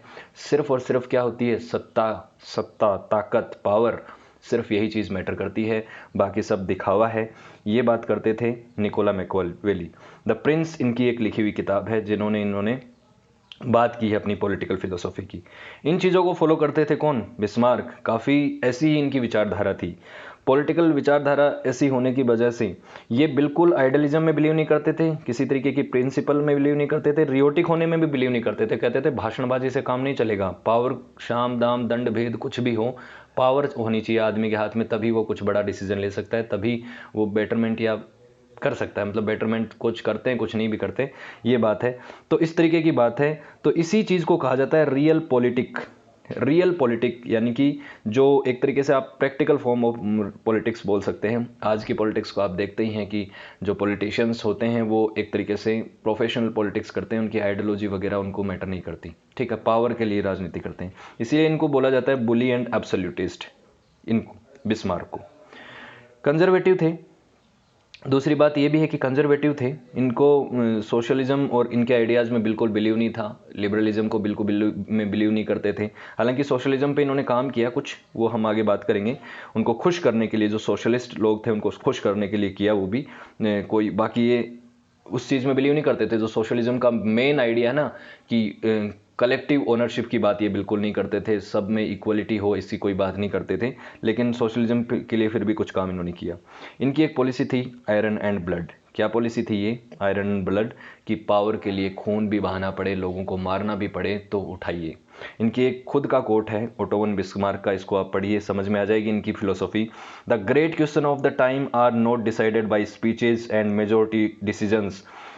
क्या कहा कि आज की जो समस्याएं हैं, जो क्वेश्चंस हैं कि किस तरीके से जर्मनी का यूनिफिकेशन किया जाएगा, वही था ना ग्रेटर क्वेश्चन, वो उसका जवाब आपको और उसका डिसीजन आपको स्पीचेज में और मेजोरिटी में और बातों में नहीं मिलेगा कि लोगों ने कह दिया कि यूनाइट हो जाते हैं। कांग्रेस ऑफ वियना में भी कहा था, फ्रैंकफर्ट की जो पार्लियामेंट हुई थी उसमें भी कहा था, यूनाइट हो गए क्या? नहीं हुए। कैसे होगा? ये 1948 में और 49 में जो एरर की गई है, ये किससे मिलेगी आपको? Policy of iron and blood से। हमें लड़ना पड़ेगा, युद्ध लड़ने पड़ेंगे, हमें खून बहाना पड़ेगा, तब जाके हम यूनाइट हो पाएंगे, ऐसा कहना था बिस्मार्क का। ठीक है, आप इन चीज़ों से एग्री हों या ना हो, कोई भी नहीं हो सकता नहीं हो, लेकिन फिर भी बिस्मार्क इसमें जीते और बाद में वो उन्होंने यूनाइट किया। कैसे किया? अब बिस्मार्क के का खुद का टारगेट क्या था, एम्स क्या थे, जर्मनी को किस तरह से यूनाइट करना है? उनका मामला था कि सबसे पहले तो जर्मनी को हमें कंट्रोल, प्रूशिया के कंट्रोल में, प्रूशिया की डोमिनेंस में ही जर्मनी को हमें एकत्र करना है, यूनिफाई करना है। साथ ही साथ जो हमारा मेन राइवल है ऑस्ट्रिया, इसको हमें किसी भी तरीके से जर्मन फेडरेशन से हटाना है, इसको वीक कर देना है, और जो प्रूशिया की पावर को कम कर रहा है उसको हमें हटा देना है। उसके बाद बर्लिन को, वियना को नहीं, बर्लिन को हमें जर्मन अफेयर्स का सेंटर बनाना है। बर्लिन यानी कि प्रूशिया ऑब्वियसली, और यहाँ पे वियना की बात हो रही है तो ऑस्ट्रिया की बात हो रही है। तो एक बात इन्होंने ये कहा कि, और ये जो प्रधानमंत्री चुने गए थे प्रूशिया के, तो ये कोई इलेक्टेड नहीं थे, चुने हुए नहीं थे, ये राजा की तरफ से अपॉइंटेड थे।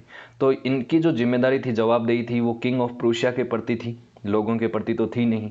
तो ये लिबरल जो फ्रैंकफर्ट पार्लियामेंट वाले लोग थे उनकी ज़्यादा सुनते नहीं थे, उनको ज़्यादा तवज्जो देते नहीं थे।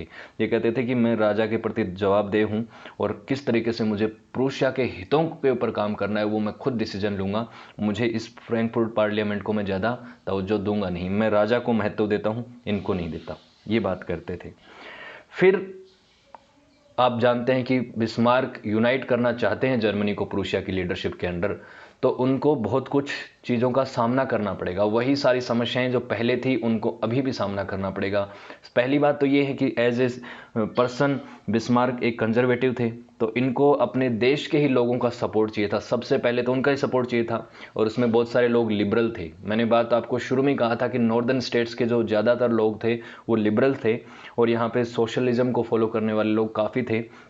तो इनको खुश करने के लिए बिस्मार्क ने इंटरनल सपोर्ट गेन करने के लिए सोशल वेलफेयर स्कीम्स चलाई, जैसे कि हेल्थ इंश्योरेंस देना, एक्सीडेंटल इंश्योरेंस देना, जो बूढ़े लोग हैं उनको ओल्ड एज पेंशन देना, ये सब चीज़ें हुई। जिससे क्या है कि ये सब चीज़ें तो सोशलिज्म के कारण हैं, चीज़ें हैं, सोशल वेलफेयर की चीज़ें हैं। सोशलिस्ट के लिए ये काम किया, उनको खुश किया, लेकिन ये जो सोशलिस्ट पार्टी हुआ करती थी प्रूशिया की, इसको बैन कर दिया कि चलो सोशलिज्म के काम मैं कर दूंगा, तुम्हारी ज़रूरत नहीं है। ठीक है, तो सोशलिज्म के जो लोग थे धीरे धीरे करके ये पसंद करने लग गए बिस्मार्क को। ये बिस्मार्क के प्लान का हिस्सा था कि हमें उनको इंटरनल सपोर्ट चाहिए था, ठीक है, लेकिन सोशलिस्ट का इंटरवेंशन भी नहीं चाहिए था, तो उनको बैन भी कर दिया, साइड भी कर दिया। फिर बात आती है कि वो रिलीजन वाली बात, क्योंकि नॉर्थ में और साउथ में रिलीजन के ऊपर तो काफ़ी वो था ना, डिस्प्यूट था। तो बात ये है कि एक चीज़ हुआ करती थी पुराने, अगर आप किसी भी अंपायर की बात करें, जब पुराना समय था तो चर्च का इन्फ्लुएंस बहुत हुआ करता था पॉलिटिक्स में। इसको जर्मन भाषा में बोलते हैं कुल्टुरकाम्फ, कि पॉलिटिकल अफेयर्स में चर्च का जो इन्फ्लुएंस है उसको आप जानते हैं, उसको इजीली कम नहीं किया जा सकता। इसी के ऊपर तो फॉर्मेशन वो हुआ था, क्या बोलते हैं, हमारा जो नया रिलीजन बना था कैथोलिक से सेपरेट होके प्रोटेस्टेंट, वो भी तो इस आइडिया पे बना था काफ़ी हद तक कि चर्च की इन्फ्लुएंस नहीं होनी चाहिए पॉलिटिक्स में, ठीक है, मार्टिन लूथर किंग के टाइम पे। तो ये चीज़ बिस्मार्क भी मानते थे, वो किसी तरीके से चर्च का इन्फ्लुएंस नहीं चाहते थे। चर्च की पावर को उन्होंने धीरे धीरे करके लिमिट किया। एक तरफ से ये देखो, उस समय का एक वो है कार्टून है जिसमें एक तरफ बिस्मार्क हैं और दूसरी तरफ पोप, जो कि कैथोलिक चर्च के पोप हुआ करते थे, हेड हुआ करते थे, अभी भी होते हैं। तो इन दोनों के बीच में चेस का गेम चल रहा है, दोनों एक दूसरे को मात देना चाहते हैं। लेकिन अंत में यहाँ पे बिस्मार्क की जीत हुई और इन्होंने धीरे धीरे करके प्रूशिया से ये जो चर्च का इंटरवेंशन है इसको बहुत ही कम कर दिया। उसके बाद बात आती है कि फॉरेन इन्वेजन्स से बचना था, और साथ ही साथ हमें इनको ये बात पता था कि ऑस्ट्रिया को भी हमें क्या करना है, काउंटर करना है। तो इन्होंने मेजर मिलिट्री रिफॉर्म्स किए, खूब खर्चा किया, खूब अपनी आर्मी को बेटर इक्विपमेंट प्रोवाइड किए और आर्मी को नंबर्स में बढ़ाया।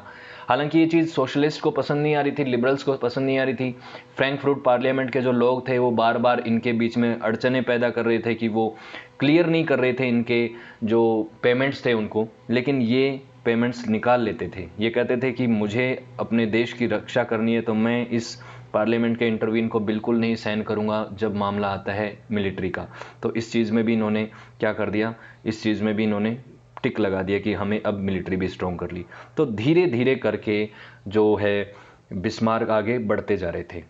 अब देखिए बिस्मार्क का मास्टर प्लान, जो मेन सबसे इंपॉर्टेंट है वो देखिए वो क्या है, कि अब इनको पता है कि अब ये सब चीज़ें हो गई, इंटरनल रिफॉर्म्स हो गई, हमारे देश की पॉलिटिक्स को मैंने काफ़ी हद तक कंट्रोल में कर लिया है, लेकिन अब ऑस्ट्रिया जो कि एक बाहरी देश है उसको कंट्रोल करना है, ठीक है। उसके लिए इन्होंने क्या किया कि आयरन एंड ब्लड पॉलिसी अपनाएंगे, लेकिन सीधा डायरेक्ट अटैक नहीं करेंगे ऑस्ट्रिया पे, क्योंकि अभी भी ऑस्ट्रिया बहुत ही पावरफुल कंट्री था, उसकी आर्मी अच्छी खासी थी, ऐसा नहीं है कि उसको जाके आसानी से आप हरा सकते हो। इन्होंने सोचा कि जो जर्मन जो छोटे छोटे स्टेट्स हैं ना, जो नॉर्थ के स्टेट्स हैं, साउथ के स्टेट्स हैं, उनके ऊपर अटैक करते हैं। अब हम उनको अटैक करते हैं, उनको प्रूशिया में शामिल कर लेते हैं, फिर प्रूशिया बड़ा देश बन जाएगा, उसके बाद हम पंगा लेंगे ऑस्ट्रिया से, ठीक है। अब ये चीज़ है, पहले तो नॉर्दर्न स्टेट्स को मिलाना है, प्रूशिया को पावरफुल बनाना है। उसके बाद क्या करना है, जब पावरफुल हो जाएगा प्रूशिया तो हम ऑस्ट्रिया पे अटैक करेंगे, और ऑस्ट्रिया पे अटैक भी अकेले नहीं करेंगे। ऑस्ट्रिया पे अटैक करने से पहले इन्होंने पहले तो कह दिया फ्रांस को और रशिया को कि आप बिल्कुल भी साथ नहीं दोगे ऑस्ट्रिया का, तो उन्होंने उनके साथ डिप्लोमेसी सेट कर ली। और इटली को ये कह दिया कि हम जब अटैक करेंगे ऑस्ट्रिया पे तो आप हमारा साथ देना, उसके बदले में हम आपको एक बहुत बड़ा एरिया जो हो ऑस्ट्रिया का, वेनेजिया, ये आपको दे देंगे बदले में। तो इन्होंने भी हाँ कर ली। तो देखिए प्लान चलता जा रहा था बिस्मार्क के माइंड में। और उसके बाद इन्होंने कहा कि ठीक है, अब हम ऑस्ट्रिया को भी हरा देंगे, तो फिर क्या करेंगे, फिर हमें जो साउथ के जो स्टेट्स हैं जिनके साथ हमारे मतभेद हैं हिस्टोरिकली, और उनके बीच में काफ़ी सारे डिफरेंसेस हैं, इकोनॉमिकल एक्सेस पे मान लो, या फिर चाहे आप लिबरल एक्सेस पे मान लीजिए, सोशल एक्सेस पे मान लीजिए, या रिलीजन के बेस पे, उनका हमें सपोर्ट गेन करना है। वो हमारे पक्ष में कैसे आएंगे, क्योंकि यूनाइट करना है तो जर्मनी को उन राज्यों को भी मिलाना पड़ेगा। तो उसके लिए इन्होंने एक चाल चली कि हम किसी भी तरीके से फ्रांस को इन्वॉल्व करेंगे इस चीज़ में। कैसे, फ्रांस के साथ कॉन्फ्लिक्ट क्रिएट करेंगे, जिससे फ्रांस गुस्सा हो जाएगा, नाराज़ हो जाएगा, और वो इन जर्मन स्टेट्स के ऊपर अटैक करेगा, इंक्लूडिंग प्रूशिया। तो जब वो अटैक करेगा जर्मन स्टेट्स पे, तो वो जर्मन आइडेंटिटी के लिए लोग लड़ेंगे। वो चीज़ नहीं चाहेंगे जो कि नेपोलियन के टाइम पे हुई थी। अब लोग कहेंगे कि हमें फ्रांस से अगर लड़ाई लड़नी है तो यूनाइट होना पड़ेगा। वो नेशनलिज्म का यहाँ पे फिर से फ्लो होगा, राष्ट्रवाद की भावनाएं बढ़ेंगी, जिससे ये लोग फिर से यूनाइट हो जाएंगे, और इसका हमें फ़ायदा उठा के जर्मनी को यूनाइट करना है। तो आप देखेंगे कि ये अटैक करवाना फ्रांस से अपने ही जर्मन स्टेट्स के लोगों पे, ये एक तरीके की डर्टी पॉलिटिक्स आपको नज़र आती है, लेकिन ये तो उनकी खुद की विचारधारा थी बिस्मार्क की कि शाम दाम दंड भेद, किसी भी तरीके से आपको पावर मिले तो उसको ले लेना चाहिए, ये इनकी सोच थी। तो इनको इस चीज़ से कोई आइडियलिज्म से कोई लेना देना नहीं था। शुरुआत कैसे हुई इस मास्टर प्लान को इम्प्लीमेंट करने की, वो होती है शेलेगविग होस्टाइन वॉर ऑफ 1864 टू 65। शेलेस्विग और होस्टाइन दो स्टेट हुआ करते थे, छोटे छोटे ये हुआ करते थे, और जो डेनमार्क के साथ बाउंड्री शेयर किया करते थे नॉर्दर्न सी के पास। ये जर्मन कॉन्फेडरेशन का हिस्सा थे पहले, लेकिन डेनमार्क के राजा ने अचानक 1800 जो 63 का टाइम था उस समय, 64 का टाइम था, इन्होंने कह दिया 63 में, सॉरी, डेनमार्क के राजा ने कि ये दोनों हिस्से हमारे हैं अब से, और इनको डेनमार्क का हिस्सा डिक्लेयर कर दिया, शेलेस्विग और होल्स्टाइन को।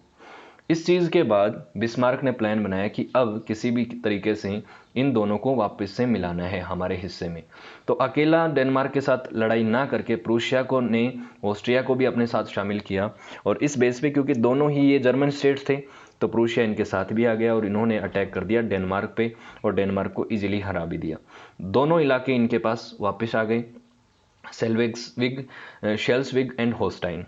प्रूशिया ने इनको कहा, एक ट्रीटी साइन हुई बाद में कि इनको कंट्रोल कैसे करना है। हालांकि ऑस्ट्रिया चाहता था कि ये दोनों राज्य फिर से इंडिपेंडेंट हो जाएं, लेकिन प्रूशिया ने इनको इस चीज़ के लिए एग्री कर लिया कि शेलेस्विग जो है ये तो आएगा प्रूशिया के कंट्रोल में, और जो होल्स्टाइन जो है वो आ जाएगा अब प्रूशिया सॉरी उसके ऑस्ट्रिया के कंट्रोल में। लेकिन बात ये देखिए कि ये जो इलाके पड़ते कहाँ पे हैं, ये दोनों नॉर्थ में पड़ते हैं। यहाँ पे आप जानते हैं कि प्रूशिया की तो बाउंड्री लगती है, लेकिन यहाँ पे ऑस्ट्रिया तो पास ही नहीं है, काफ़ी दूर है इनसे। आगे आगे मैप में आप देखेंगे, मैं आपको दिखाता हूँ कहीं पे, तो ये तो ऑस्ट्रिया है यहाँ पे, और ये यहाँ पे अगर बात कर रहे हैं होल्स्टाइन की, तो ऑस्ट्रिया के लोगों को अगर जाना है होल्स्टाइन में तो प्रूशिया के थ्रू जाना पड़ेगा, है ना। तो इनके लिए ये ज़्यादा वो फ़ायदेमंद डील थी नहीं। ये जो ट्रीटी ऑफ गेस्टाइन थी ये इस तरह से ही डिज़ाइन की गई थी कि किस तरीके से ऑस्ट्रिया को परेशान किया जाए, इनको प्रोवोक किया जाए, क्योंकि बार बार होल्स्टाइन जाना है तो प्रूशिया के रास्ते होना जाना पड़ेगा। फिर धीरे धीरे प्रूशिया ने इनको थ्रेट करना शुरू कर दिया कि हमारे रास्ते नहीं जाने देंगे, ठीक है। तो इसके बाद कॉन्फ्लिक्ट तो होना ही था। तो यहाँ से ऑस्ट्रिया जाता है बुंड के पास, बुंड को कहता है कि ये हमारे बीच का जो मामला है होल्स्टाइन वाला, इसको आप सोल्व कीजिए। बुंड ने ऑस्ट्रिया को बैक किया कि हाँ आप ठीक कह रहे हैं, आप यहाँ पे प्रूशिया गलत है। लेकिन बुंड की बात को यहाँ पे बिस्मार्क कौन सा मानने वाले थे, उन्होंने कहा कि बुंड को तो मैं मानता ही नहीं हूँ, ये तो इलीगल है, मेरे हिसाब से वैलिड ही नहीं है, मेरी कोई इसके प्रति जवाबदेही है ही नहीं, ठीक है। तो इसके बाद जब बुंड का सपोर्ट मिल रहा था ऑस्ट्रिया को, तो ऑस्ट्रिया के ऊपर वॉर डिक्लेयर कर दिया बिस्मार्क ने, और शुरुआती कुछ ही टाइम में हैनोवर, हेसे और सैक्सोनी वाले इलाकों को तो इन्होंने जीत लिया। उसके बाद आपको पता है इटली ने हेल्प करी इस वॉर में। ये कॉन्फ्लिक्ट होता है, इसको बोलते हैं 7 वीक्स वॉर। 7 हफ्ते में ही ऑस्ट्रिया को हरा दिया था प्रूशिया ने easily with the help of Italy, ठीक है। तो इस लड़ाई में अभी तक जो प्लान, जो पत्ते फेंके थे, जो पासे फेंके थे बिस्मार्क ने, सभी सक्सेसफुल हो रहे थे। कि पहले वो सोशल वेलफेयर की स्कीम्स के थ्रू अपने देश के लोगों को एकत्र करना, अब धीरे धीरे करके ऑस्ट्रिया के ऊपर अटैक कर देना, खुद पावरफुल होके इटली की मदद से ऑस्ट्रिया को हरा ही दिया अंत में। अब क्या करना था कि इसके बाद एक ट्रीटी साइन होती है जिसको बोलते हैं treaty of Prague. Treaty of Prague sign हुई 23 अगस्त 1866 को, 1866 में ट्रीटी साइन हुई ऑस्ट्रिया और प्रूशिया के बीच में, जिसमें प्रूशिया को बड़ा एडवांटेज मिला, जितनी भी टेरिटरी उन्होंने कैप्चर की थी सारी इनको मिल गई। उसके बाद प्रूशिया के अंडर एक नई जर्मन कन्फेडरेशन बनी जिसको नॉर्थ जर्मन कन्फेडरेशन बोलते हैं। एक नई इलेक्टेड फेडरल डाइट बनी, एक नई पार्लियामेंट बनी, क्योंकि पहले वाली डाइट को तो मानने से मना कर दिया था, इलेक्टेड डाइट बनी। उसके साथ ही फेडरेशन बनी। फेडरेशन में आप जानते हैं ना, जैसे यूएसए एक फेडरेशन है, तो राज्यों के अपने अपने कानून होते हैं और देश का एक अपना खुद का संविधान होता है, हर राज्य का अपना संविधान होता है, उनके पास कुछ ऑटोनॉमी होती है, पावरफुल होते हैं। इंडिया की तरह नहीं, इंडिया एक यूनियन है, जैसे यूके एक यूनियन है, तो राज्यों के पास कम पावर होती है। इंडिया एक्चुअल में तो क्वाजी फेडरल है, लेकिन यूके प्योरली यूनियन है। तो फेडरेशन में पावर आपके पास होती है, राज्यों के पास भी, तो अपने लॉ और कस्टम्स पे वो काम कर सकते थे। और धीरे धीरे करके साउथ के जो स्टेट्स थे उन्होंने भी इस चीज़ से मोटिवेट होकर साउदर्न जर्मन कन्फेडरेशन बनाई। तो ये तो नॉर्दर्न फेडरेशन थी जिसमें प्रूशिया, हैनोवर वगैरह थे, सब हिस्सा हुआ करते थे। और ये बोल्विया, व्रूट्स, ये वाले हिस्से तो जो साउथ के स्टेट्स थे, ये अपने आपको साउदर्न जर्मन स्टेट्स बोलते थे, ये साउदर्न फेडरेशन का हिस्सा बनने लग गए। अब क्या अब बिस्मार्क क्या चाहता था? अब चाहता था कि ये जो साउथ के स्टेट्स हैं इनको भी तो कंट्रोल करना है। अभी तो जर्मनी पूरा यूनाइट कहाँ हुआ है, अभी हमें ऑस्ट्रिया तो छोड़ो, चलो कोई बात नहीं, बाकियों को भी तो इनवाइट करना है। जो लिटिल जर्मनी का प्लान था उसमें सिर्फ ऑस्ट्रिया ही तो एक्सक्लूडेड था, बाकी तो सब थे ही। तो इसके लिए इन्होंने अपने नए पासे फेंके और वो करा कि अब हम फ्रांस के साथ किसी भी तरीके से कॉन्फ्लिक्ट क्रिएट करेंगे। और इनको इनका मौका भी मिल गया कि कॉन्फ्लिक्ट क्रिएट करने का एक अच्छा खासा मौका मिला। वो कैसे? उस समय फ्रांस के राजा हुआ करते थे नेपोलियन थर्ड, नेपोलियन बोनापार्ट नहीं, नेपोलियन थर्ड, जो कि नेपोलियन के भतीजे थे। नेपोलियन बोनापार्टे के भतीजे थे, ये नेफ्यू थे, ध्यान रखिएगा। उसके बाद इनका प्लान था कि किसी भी तरीके से फ्रांस को इन साउदर्न स्टेट्स और प्रूशिया के खिलाफ करना है, जिसके बाद जब फ्रांस हमारे ऊपर अटैक कर देगा तो अटैक के बाद हम किसी भी तरीके से नेशनलिज्म के थ्रू एकत्र हो जाएंगे, फ्रांस को हरा देंगे। फ्रांस को हराने के बाद हम एकत्र तो हो ही चुके हैं, हम जर्मन यूनिफिकेशन को कर लेंगे, ठीक है। तो इसके लिए इन्होंने रशिया के साथ भी डिप्लोमेसी सेटअप की और इटली के साथ भी कि अगर हमारा कल को फ्रांस के साथ कोई झगड़ा हो तो आप बीच में मत आना, आप साइड में ही रहना, ठीक है। इटली तो खुद ही उस समय यूनिफिकेशन की लड़ाई लड़ रहा था और वो चाहता नहीं था कि किसी भी तरीके से फ्रांस को यहाँ पे मदद मिले, और रशिया अपनी खुद इनके साथ नहीं देना चाहता था फ्रांस के। तो इन्होंने फ्रांस को आइसोलेट करना शुरू किया। फ्रांस बिल्कुल नहीं चाहता था कि प्रूशिया ज़्यादा ताकतवर बने और कल को इनके ऊपर अटैक कर दे और एक नई रीजनल पावर बन के उभरे। लेकिन फ़ायदा कहाँ मिला कि उसी समय स्पेन में एक रिवॉल्यूशन चला था, स्पेनिश रिवॉल्यूशन, जिसमें स्पेन के जो राजा हैं उसका तख्ता पलट कर दिया था लोगों ने, वहाँ पे जो डिक्टेटर था उसको हटा दिया था, जिसकी वजह से वहाँ पे जो सीट थी, राजा की सीट थी, वो खाली हो चुकी थी। जहाँ पे राजा बनाने के लिए वहाँ के लोगों ने, जो स्पेन के लोग हैं, उन्होंने निमंत्रण दिया लियोपार्ड को, प्रिंस लियोपार्ड, जो कि प्रूशिया के राजा विल्हेम्स फर्स्ट का एक रिश्तेदार था, कि आप राजा यहाँ पे बन जाओ। तो देखो अब इसका क्या नुकसान होगा कि ये है स्पेन, यहाँ पे राजा बन जाए मान लो प्रूशिया की एक डोमिनेंस वाला, प्रूशिया का जान पहचान का, तो इधर तो प्रूशिया राइट में भी हो गया, लेफ्ट में भी हो गया, तो यहाँ तो आइसोलेट हो जाएगा ना फ्रांस।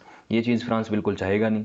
फ्रांस इस चीज़ को जब नहीं चाहता है तो फ्रांस ने इनको अपने जो एम्बेसडर हैं उनके थ्रू टेलीग्राम भेजा, जो राजा हैं उस समय, कौन, विल्हेम फर्स्ट को लेटर भेजा, टेलीग्राम भेजा कि आप इस चीज़ को बिल्कुल भी सपोर्ट मत कीजिए, लियोपार्ड को राजा यहाँ पे मत बनाओ, ठीक है। हालांकि लियोपार्ड ने तो खुद ही मना कर दिया था कि मैं ये ऑफ़र एक्सेप्ट नहीं करता हूँ, जो प्रिंस लियोपार्ड है उन्होंने, लेकिन फिर भी कहा कि आगे भी आप इससी कोई चीज़ नहीं करोगे जिससे आप फ्रांस को थ्रेट करने की कोशिश करो और अपना राजा वहाँ पे स्पेन में बनाने की कोशिश करो। ये चीज़ इन्होंने भेजा कि फ्यूचर सपोर्ट नहीं करोगे आप लियोपार्ड का। लेकिन इस चीज़ के लिए मना कर दिया विलियम ने, कहा कि ऐसा कैसे, हम ऐसे कैसे कर सकते हैं, हमारे पास ऐसा ऑफर है, स्पेन की जनता चाहती है कि हम उसको बनाएं, तो हम तो सपोर्ट करेंगे, क्यों नहीं करेंगे। लेकिन ये किसी बुरी भाषा में नहीं जवाब दिया था, विलियम ने रिफ्यूज़ किया था, टेलीग्राम भेजा था। लेकिन इसका भी फ़ायदा उठा लिया बिस्मार्क ने और डर्टी पॉलिटिक्स खेल दी। कैसे की कि इस टेलीग्राम को इन्होंने, टेलीग्राफ को एडिट कर दिया और इस तरीके से एडिट किया कि मीडिया और उस समय के जो लोग थे इंटेलेक्चुअल्स, उनके सामने इस तरीके से प्रेजेंट किया कि विल्हेम फर्स्ट जो हैं, जो प्रूशिया के राजा ने फ्रांस के जो एम्बेसडर हैं उनकी बुरी तरीके से बेइज्जती कर दी है और उन्होंने फ्रांस को यहाँ पे कुछ भला बुरा कहा है, ये सब चीज़ें इन्होंने इसमें लिख दी। तो इससे क्या है, नेपोलियन थर्ड गुस्सा हो गया, गुस्सा होना ही था, कारण ये था कि उसको लगा कि एम्बेसडर की बेइज्जती तो राजा की बेइज्जती होती है, तो एम्बेसडर की बेइज्जती की, फ्रांस की बेइज्जती की उसके ऊपर, इसीलिए 19 जुलाई 1870 को इन्होंने वॉर डिक्लेयर कर दिया प्रूशिया पे।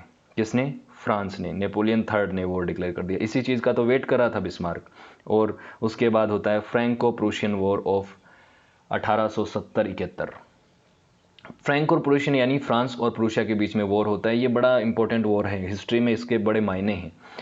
तो नेपोलियन ने अटैक तो कर दिया, लेकिन ये उतना अच्छा मिलिट्री लीडर नहीं था, इतना अच्छा पॉलिटिशियन नहीं था जैसा कि इसके अंकल नेपोलियन बोनापार्टे हुआ करते थे ऑब्वियसली।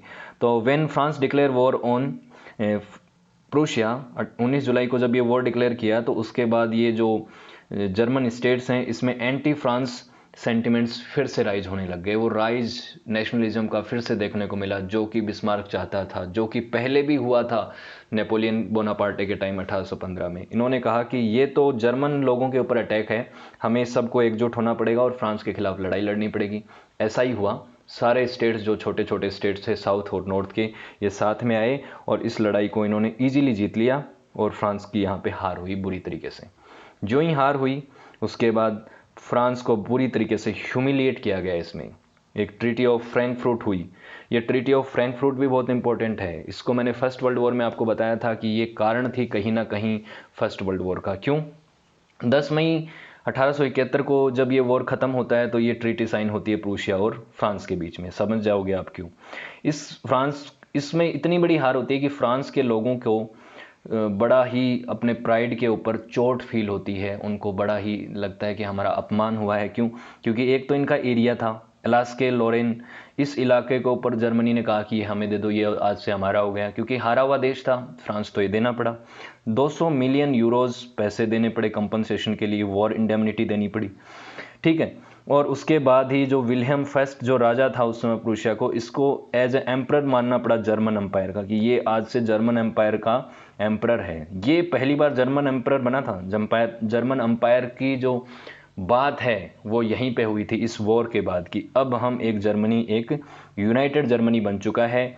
जो आप देख सकते हैं कि प्रूशिया से शुरू हुआ था, धीरे धीरे 1866 में प्रूशिया ने इन इलाकों को जीत लिया था। फिर धीरे धीरे करके 1871 आते आते इन राज्यों ने, जो हल्के वाले लाइट वाले हैं, इन्होंने ज्वाइन कर लिया था जब फ्रांस ने अटैक किया। और फिर इस 1871 में ये अलास्का लोरेल वाला जो हिस्सा है, जिसको अनेक्स किया था ट्रीटी ऑफ फ्रैंकफर्ट में, इनको ये ले लिया, फ्रांस से छीन लिया। तो काफ़ी बड़ा एम्पायर बन गया जर्मनी का। अभी मैं आपको मैप में दिखाऊंगा। तो ये एम्पायर चला 1871 से 1914 तक, 1918 तक आप बोल सकते हैं, सॉरी 1918 तक, क्योंकि वर्ल्ड वॉर के शुरू में नहीं, वर्ल्ड वॉर के अंत तक तो एम्पायर था ही। डिजॉल्व तो 1918 में हुआ। कैसे ये बना वो जर्मन एम्पायर जिसकी हम बात कर रहे हैं, जिसको हम यूनाइटेड जर्मनी बोल रहे हैं, उस समय का जर्मन एम्पायर ऐसे बना, ठीक है। बर्लिन इसकी कैपिटल थी। और इसका एग्जिस्टेंस, इसको क्या क्या बोलते हैं, जर्मन एम्पायर भी बोलते हैं, इंपीरियल स्टेट ऑफ जर्मनी भी बोलते हैं, और सेकंड राइश भी बोलते हैं, ठीक है। थर्ड राइश तो वो हिटलर के टाइम वाला, सेकंड राइश ये जो दूसरा राज्य है, पहले रोमन एम्पायर वाला, फिर ये सेकंड राइश, और फिर थर्ड राइश जब आएगा वो नाजी जर्मनी वाला आएगा। इसका एग्जिस्टेंस रहा 1871 से 1918 तक, जब central powers world war first में हार गई थी, फर्स्ट वर्ल्ड वॉर में, तब इसका फॉल होता है। उसके बाद ये जो मोनार्की ख़त्म हो जाती है यहाँ पे, इस एम्परर को यहाँ से हटना पड़ता है और रिपब्लिक स्टेट बन जाता है। उसके बाद कॉन्स्टिट्यूशन लिखा जाता है और चुनाव के थ्रू यहाँ पे चांसलर बनता है। पहला जर्मन चांसलर कौन बना? ओटोमन बिस्मार्क, जो कि 1871 से 1890 तक रहे। इनको आयरन चांसलर भी कहा जाता है। और देखिए ये फोटो है उस समय की, proclamation of the German empire at Versailles palace.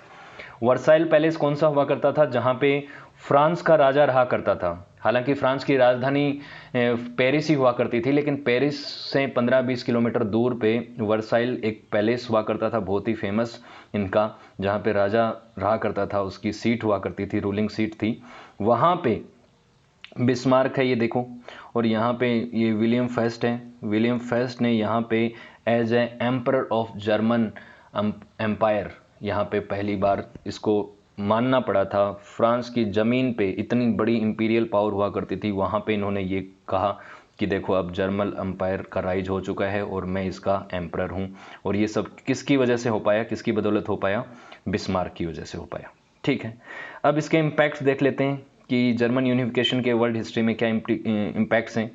देखो काफ़ी पूरा कोर्स ऑफ हिस्ट्री में काफ़ी चेंज कर दिया इसने। एक जो नेशनलिज्म का जो फीलिंग थी कि हम छोटे छोटे देश बन के जब यूनाइट हो सकते हैं तो हमारी पावर क्या होगी, ये छोटे छोटे राज्यों में ये चीज़ आने लग गई। पूरी दुनिया इस चीज़ को समझ गई कि यूनाइटेड होने में कितना फ़ायदा है। और आप फ्रांस जैसे देश को भी हरा सकते हो, जो कि इतनी बड़ी इंपीरियल पावर है। ब्रिटेन और फ्रांस से बड़ी कोई इंपीरियल पावर हुआ नहीं करती थी उस समय से पहले, ठीक है। तो ये इनको भी हराया जा सकता है कि अगर हम साथ हो सकते हैं तो ये चीज़ है। छोटे छोटे स्टेट्स जो थे बाकी जगह के, वो भी अलायंस बनाने में विलिंग करने लगे, willing to make alliances against powerful imperial powers. ये चीज़ें हुई कि वो एक दूसरे के साथ जुड़ना चाहते थे। उसके बाद जो जर्मन आइडेंटिटी, एक नया जर्मन नेशन, जर्मन एम्पायर बना, इसका एक पॉलिटिकल, और आपको वो भी दिखेगा कि कुछ देश इससे बड़े भयभीत थे और कुछ काफ़ी इससे खुश थे। खुश वो लोग थे जो चाहते थे कि चलो कोई तो आया जो कि ब्रिटेन और फ्रांस को यहाँ पे टक्कर दे सकता है। उनका एक तरीके से अल्टरनेटिव है, जो कि एक तरीके से नया पावर ब्लॉक है जो कि उनको टक्कर देगा। कुछ देश इससे परेशान भी थे जो कि पुराने इंपीरियल पावर्स थे, जैसे कि फ्रांस को अभी हार मिली थी। फ्रांस तो इससे गुस्सा था ही, अपना गुस्सा उसने फर्स्ट वर्ल्ड वॉर तक दिखाया है आगे चल के, उसमें भी इस चीज़ का बदला लेने के लिए जो पहले हुआ था वॉर उसका। और दूसरा ब्रिटेन था, वो भी इस चीज़ से बड़ा नाखुश था कि जर्मनी ऐसे इतना पावरफुल एम्पायर हो चुका है, वो हम पे अटैक ना कर दे कल को, और हमारी जो कॉलोनियल जो ड्रीम्स हैं उनके बीच में कोई दिक्कत ना पैदा कर दे। इसीलिए इन्होंने क्या किया, ये जो जो इंपीरियल पावर्स थी ब्रिटेन और फ्रांस, ये भी एक दूसरे के साथ आने लग गए और इन्होंने आपस में पीस मेंटेन करने की कोशिश की कि अब हम साथ आ जाते हैं क्योंकि हमारे लिए जर्मनी एक थ्रेट की तरह है, हम अपने आपस में जो कॉन्फ्लिक्ट्स हैं उनको ठीक कर लेते हैं। तो ये कुछ इसके जर्मन यूनिफिकेशन के इम्पैक्ट्स हैं जो कि वर्ल्ड हिस्ट्री में बड़े इंपॉर्टेंट हैं। और ये जो फ्रैंकफर्ट ट्रीटी हुआ करती थी, जिसकी वजह से फ्रांस ने अपनी प्राइड के ऊपर इतना बड़ी चोट को फील किया, इसका कहीं ना कहीं ये भी कारण बना था फर्स्ट वर्ल्ड वॉर का, कि ये जो फ्रांस के लोग थे ये बदला लेना चाहते थे जर्मनी से और अपना एरिया वापस लेना चाहते थे। और जब फर्स्ट वर्ल्ड वॉर लड़के ख़त्म हुआ, जर्मन एम्पायर का फॉल हुआ, रिपब्लिकन जर्मनी बना, तो वो अलास्के और जो लोरेन वाली शहर थे ना, वो वापस मिल गए थे फ्रांस को, और बहुत सारा इलाका जर्मनी ने अपना खो दिया था। ठीक है, तो ये था हमारी वीडियो का अंत। आई होप आपको सारी चीज़ें क्लियर हुई होंगी। अगर वीडियो अच्छा लगा तो वीडियो को लाइक, शेयर और चैनल को सब्सक्राइब कर सकते हैं। So thank you so much for watching this video. Have a good day, see you in next class.